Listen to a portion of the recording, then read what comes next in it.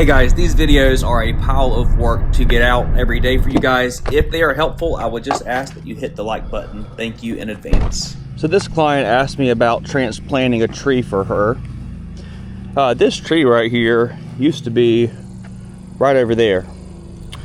And I told her, I said, I don't want you to pay me to transplant this tree. We can do it, but it's cheaper to just buy a new tree and install it rather than dig up a tree and then try to install it.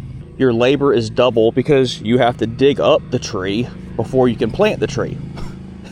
so you dig it up, and then you fill in the hole, then you create a hole, then put the tree in the hole. So there's 4 things you're doing instead of just digging the hole then putting the tree in the hole.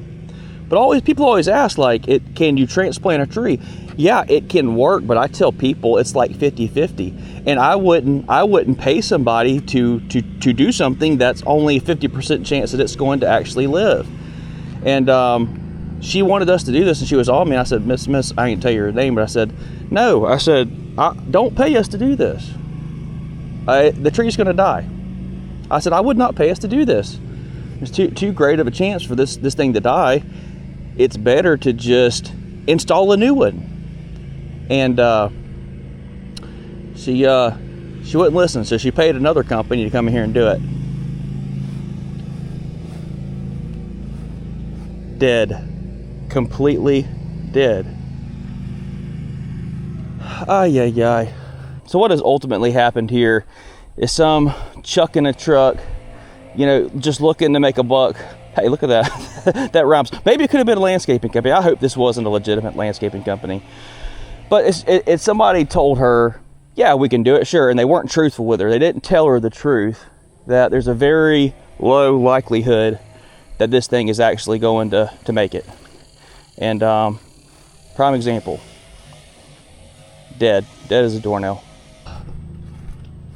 If your landscaper is giving you recommendations, just please take the recommendations of your landscaper. We do this day after day after day, okay? And she paid double to have that tree dug up from over there and then put there, and it's dead. So she paid twice as much, and it's dead. You could have just put a new one there, guaranteed its survival basically, for half the cost.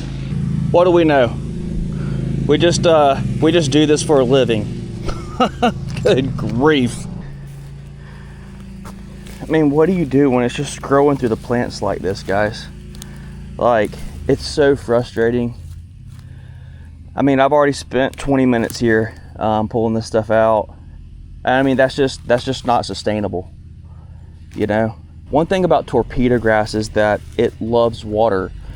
So if you're a homeowner and your lawn care provider has asked you to reduce the amount of watering to the beds, please listen to their recommendation, because this bed is just saturated, and obviously the torpedo grass is thriving in here.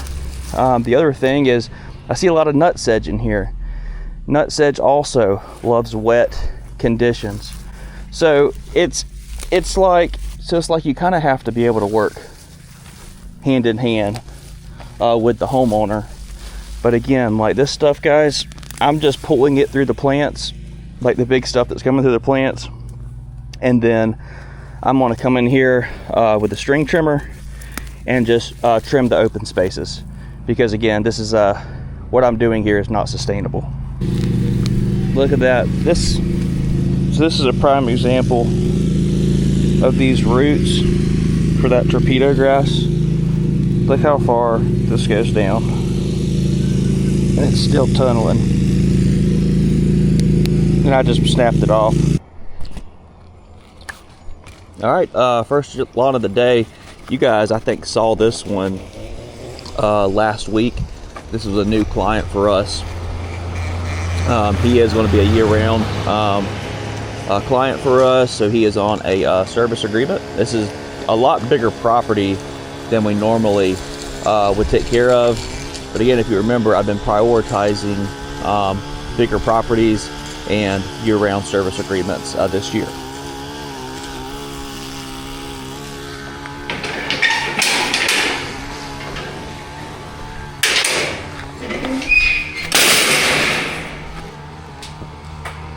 You know, our business model is a pay-as-you-go approach.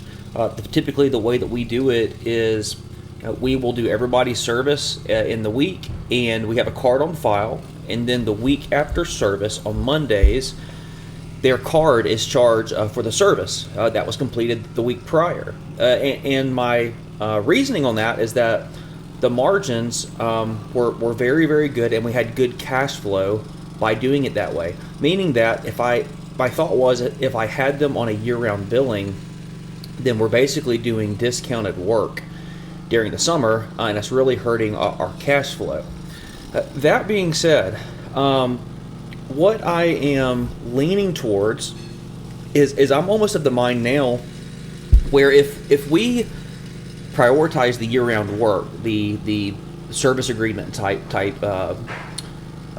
billing once a month, it's not necessarily that we're losing money on mowing, because we could actually just increase the amount of services that we are offering. For example, instead of doing just mowing, you know, with this year-round service agreement, we could go to not only the year-round mowing, but it also would include a quarterly hedge trim of your shrubs. Maybe it includes a winter gutter clean out. Maybe it includes some winter services. Maybe it includes, like, I don't know, spraying some weeds and cracks or something. But my point being is that if I can figure out a way to balance out our cash flow in the winter without taking a huge dip, then that's really what I've been leaning towards. So you see this property here and you think, man, this is way bigger than anything I've ever seen us do, and that's true. This would be one of our very largest properties. It's just about an acre, and again, I would typically have never taken this property on because we're able to get better margins on these small residential lawns, and I've done many videos on that. But that being said, I've also noticed that these bigger homes like this, clients are definitely okay with paying for lawn service year-round, and I don't really get that with the smaller lawns. Maybe it's just that the bigger homes, the bigger properties, maybe they just have the bigger budgets for it, and they're more willing to do that. But what I'm doing is I'm asking for feedback from you guys. Does anybody else out there run balanced billing? Does anybody else do year-round? Right now, I'm doing a mix of both. All of our commercial work and HOAs, those are on year-round billing. And I gotta be honest, during the winter, it's very nice to get those checks to keep us, you know, having some cash coming in. Likewise, I do have a little chunk of clients who are on year-round billing, and it's nice to have that year-round income. And really, I'm not seeing too much of a drop-off from those clients during the summer, just because they're bigger properties. Okay, so again, if you guys have any recommendations on that, I would certainly appreciate it. But if you guys do enjoy these videos, don't forget to at least like it and then comment. It takes a pile of work to get these videos out for you guys. Furthermore, if you want some help with your lawn care business, you can always join us in Turf Pros Academy. We got a great group of lawn care entrepreneurs there. There is a link in my description of all my videos to get going in there. But whether you join us or not, I hope that you stick around, and I will see you guys in the next one.